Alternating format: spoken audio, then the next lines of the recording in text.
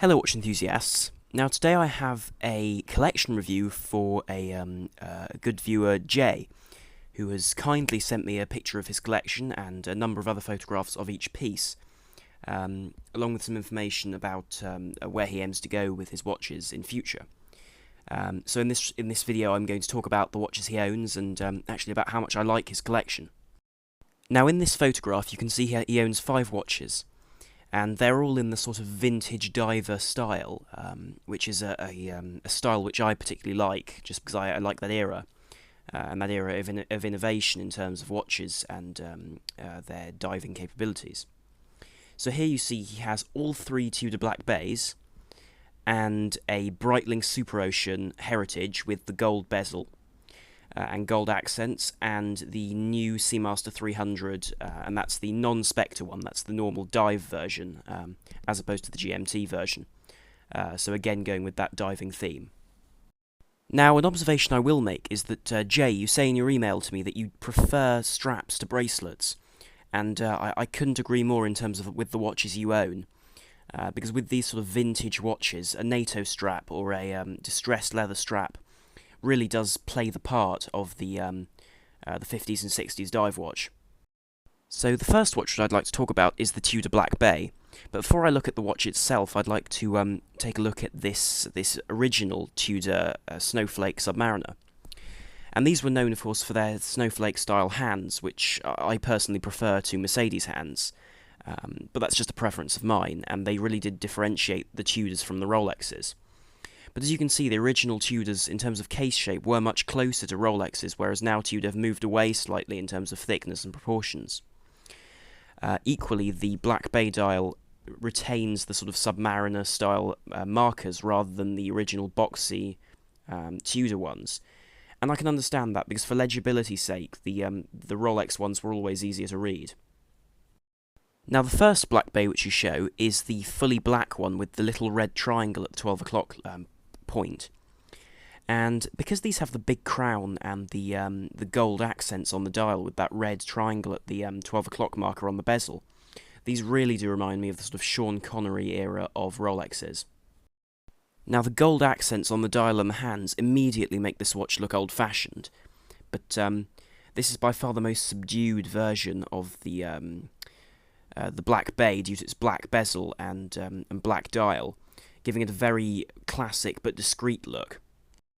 Now, judging from the text on the dial and the Tudor rose rather than the Tudor crest, this watch is the pre-in-house movement version, so the ETA 2824 powered one, which is by no means a problem, and I suspect if I were to buy one I would probably go for that, simply because I can't afford to pay for servicing for an in-house movement. But either way, this is a beautiful watch, and congratulations on owning one. Now, you also have 2 more Black Bays, notably this fully blue one, with the blue dial and blue bezel.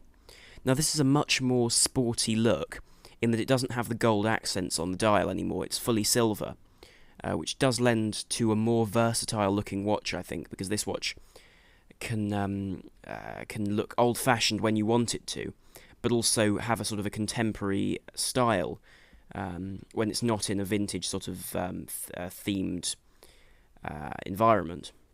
Now, of course, Black Bays are water-resistant 200 metres, which is actually accurate to the original, in that it was only in the sort of 80s and 90s that Rolex Submariners became 300-metre watches. Until then, they've been 200-metre dive watches. Now, finally, you have the sublime red and black version of this watch, which is, I suspect, my favourite out of the 3, though I would probably go for the full black out of fear that this would clash with clothes and not really go with things. But it's a really beautiful and bold watch, and does differentiate itself from the crowd.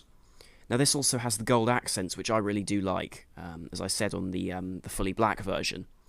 But on these watches, as you can see, Jay has fitted the distressed leather strap on this one, and there was a NATO on the last one, which I do think does lend to a very vintage look. But they really are beautiful watches, and do retain a certain charm that I think a lot of sports divers have lost over the years. Now, the next watch in your collection is the Breitling Super Ocean Heritage, And before I look at that watch, I'd like to show you this original Super Ocean from the 50s, which was, I think, the inspiration for the modern watch. Now, this watch was smaller and a no-date timepiece, but you can see the similarities between the old watch and the more modern counterpart.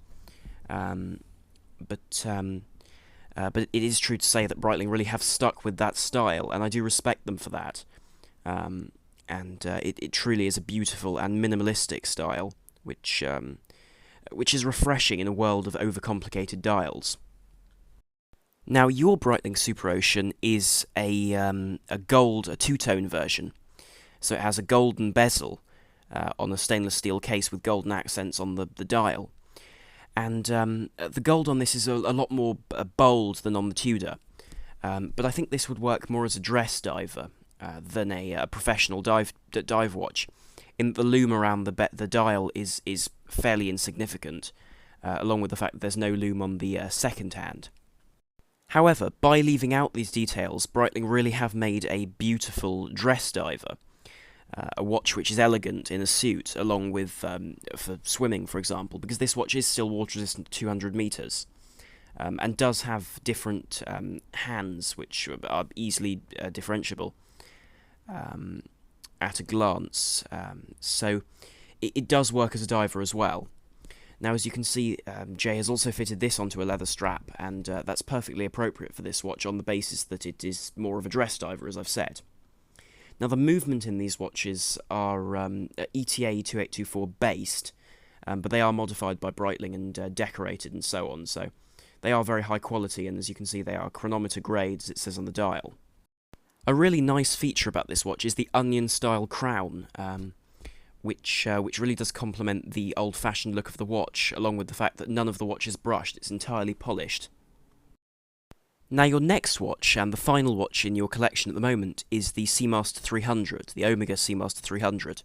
And this is the vintage styled one, so not the 300M, the professional, but rather the more late, more recent design. But this watch is designed to pay homage to the 1957 version of this this timepiece.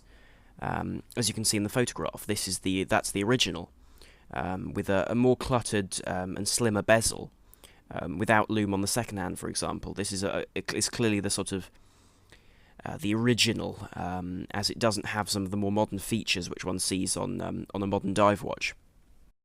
By contrast, this new Seamaster 300 has a few refinements, such as lume on the second hand and altogether larger hands. Equally, it has a ceramic bezel, so that's the liquid metal style of bezel, where metal has been pressed into the bezel itself to give a very long-lasting and endurable, shiny finish.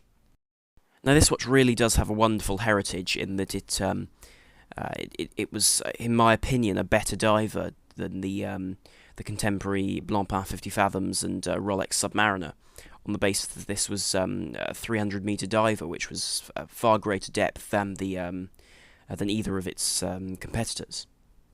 Now, Omega have done a very good job of bringing this watch into the 21st century, but they have left out some things which I like that they've left out, such as the date.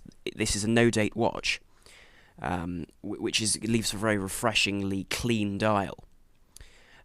Equally, the movement in this watch has been moved forwards. It is the new anti-magnetic line of master chronometer, master coaxial chronometer, Omega movement, so it has that very low resistance and low wear coaxial escapement, along with being anti-magnetic to 15,000 Gauss, which is, I believe, one of the very highest anti-magnetic movements, although I do know there are a couple of movements which exceed it. In terms of the strap you've put on this watch, I do like the black NATO, but I think a cream, sort of camel-coloured NATO would look absolutely wonderful on this watch. So that is the whole of Jay's collection, and what a wonderful collection it is. It really is a nice thing to see a collection which is really themed. Here, the theme being vintage divers. And you say that you would like to buy a wildcard watch that will sort of be very different from all your other watches, and you say a Datejust might be a nice choice, and I would agree completely. If you're going for a completely different watch, then a small 36mm date just would look absolutely wonderful. Anyway, thank you very much for watching. Do please like, share and subscribe if you enjoyed this video. This is I'm on the Watch Guy, over and out.